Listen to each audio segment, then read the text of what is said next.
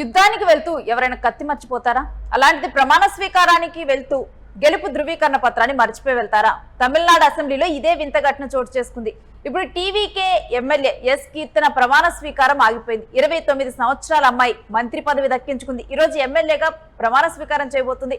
అలాంటి కీర్తన తెలుగు అమ్మాయి కూడా.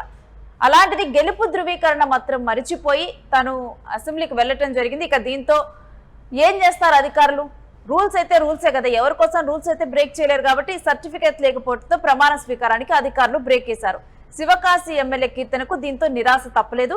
స్పీకర్ పోడియం దాకా వెళ్లి ఇంకా వెనుదిరిగి రావాల్సి వచ్చింది కీర్తన. అక్కడికి వెళ్లి తాను సర్టిఫికేట్ మర్చిపోయి వచ్చా అన్న విషయాన్ని చెప్పింది. స్కూల్లో గనక సర్టిఫికేట్లు మర్చిపోయి వెళ్ళినట్లు ఈ విధంగా ఎమ్మెల్యే ప్రమాణ స్వీకారం చేయడానికి వెళ్తూ గెలుపు ధృవీకరణ పత్రాన్ని మరిచిపోయి వెళ్ళింది కీర్తన. ఇక రూల్స్ ప్రకారం సర్టిఫికేట్ ఉంటేనే ప్రమాణ స్వీకారం చేయిస్తారు.